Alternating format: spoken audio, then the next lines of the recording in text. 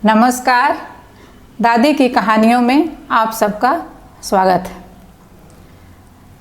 आज मैं जो कहानी आपको सुनाने जा रही हूँ उसका शीर्षक है आलसी ब्राह्मण। बहुत समय की बात है, एक गांव में एक ब्राह्मण अपनी पत्नी और बच्चों के साथ रहता था। उसकी ज़िंदगी में बेहद खुशहाली थी। उसके पास भगवान का दिया सब कुछ था। सुंदर सुशील पत्नी, होशियार बच्चे, खेत, ज़मीन, पैसे सब कुछ थे। उसकी ज़मीन भी बेहद उपजाऊ थी जिसमें वो जो चाहे फसल उगा सकता था। लेकिन एक समस्या थी कि वो खुद बहुत ही ज़्यादा आलसी था, कभी काम नहीं करता था। उसकी पत्नी उसे समझा समझा कर थक गई थी कि अपना काम खुद करो, खेत पर जाकर देखो, लेकिन वो कभी काम नहीं करता था। वो कहता मैं कभी काम नहीं करूँगा।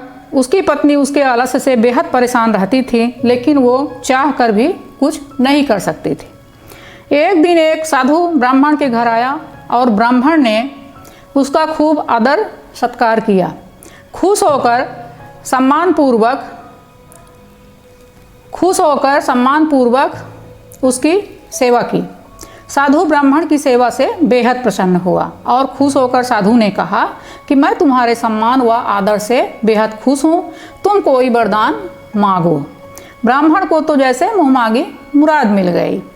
उसने कहा, बाबा कोई ऐसा वरदान दो कि मुझे खुद कभी कोई काम ना करना पड़े।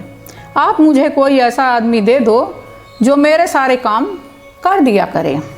बाबा ने कहा, ठीक है, ऐसा ही होगा, लेकिन ध्यान रहे तुम्हारे पास इतना काम होना चाहिए कि तुम उसे हमेशा व्यस्त रख सको। यह कहकर बाबा चले गए और एक बड़ा सा राक्षसनुमा जिन्न प्रकट हुआ। वो कहने लगा, मालिक मुझे काम दो, मुझे काम चाहिए। ब्राह्मण उसे देखकर पहले तो थोड़ा डर गया और सोचने लगा। तभी जिन्न बोला, जल्दी काम दो वरना मैं तुम्हें खा जाऊंगा। ब्राह्मण ने कहा, जाओ और जाकर खेत में पानी डालो। यह सुनकर जिन्न तुरंत गायब हो गया और ब्राह्मण ने राहत की सांस ली और अपनी पत्नी से पानी मांगकर पीने लगा। लेकिन जिन्न कुछ ही देर में वापस आ गया और बोला, सारा काम हो गया, अब और काम दो। ब्राह्मण घबरा गया और बोला कि अब तुम आराम करो, बाकी काम कल करना। जिन्न बोला, नहीं, मुझे काम चाहिए वरना मैं तुम्हें खा जाऊंगा। ब्राह्मण सोचने लगा और बोला, तो जाकर खेत को जोत लो, इसमें तुम्हें पूरी रात लग जाएगी। जिन्न गायब हो गया। आलसी ब्राह्मण सोचने लगा कि मैं तो बड़ा चतुर हूँ, बुद्धिमान हूँ। वो अब खाना खाने बैठ गया। वो अपनी पत्नी से बोला, अब मुझे कोई काम नहीं करना पड़ेगा, अब तो जिंदगी भर का आराम हो गया। ब्राह्मण की पत्नी सोचने लगी कि कितना गलत सोच रहे हैं उसके पति। इसी बीच वो जिन्न फिर से वापस आ गया और बोला, काम दो, मेरा काम हो गया, जल्दी दो वरना मैं तुम्हें ही खा जाऊंगा। ब्राह्मण सोचने लगा कि अब तो उसके पास कोई काम नहीं बचा, अब क्या होगा। इसी बीच ब्राह्मण की पत्नी बोली, सुनिए, मैं इसे कोई काम दे सकती हूँ क्या? ब्राह्मण ने कहा, दे तो सकती हो, लेकिन तुम क्या काम दोगी? ब्राह्मण की पत्नी ने कहा, आप चिंता मत करो, वो मैं देख लूँगी। वो जिन्न से मुखातिब होकर बोली, तुम बाहर जाकर हमारे कुत्ते मोती की पूंछ को सीधी कर दो।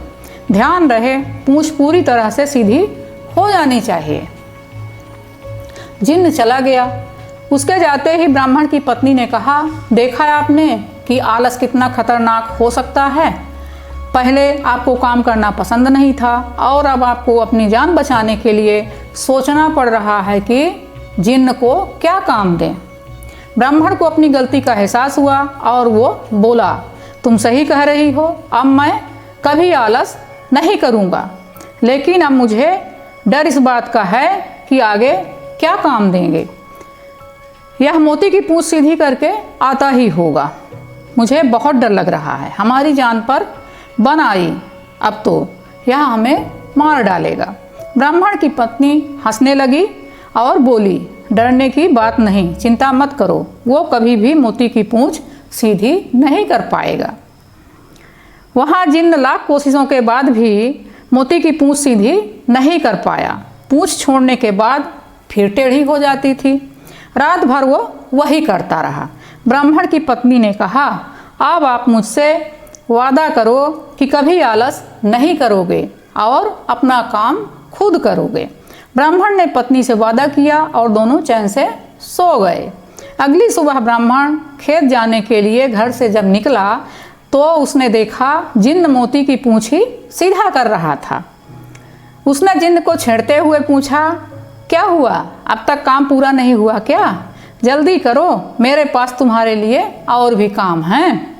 जिन्न बोला, मालिक मैं जल्द ही यह काम पूरा कर लूँगा। ब्राह्मण उसकी बात सुनकर हंसते हंसते खेत पर काम करने चला गया और उसके बाद उसने आलस हमेशा के लिए त्याग दिया। बच्चों, इस कहानी से हमें यह शिक्षा मिलती है कि आलस ही मनुष्य का सबसे बड़ा शत्रु है या दुश्मन है। अपनी मदद आप करने से ही कामयाबी मिलती है और आलस करने से ज़िंदगी में बड़ी मुसीबतें आ सकती हैं। धन्यवाद।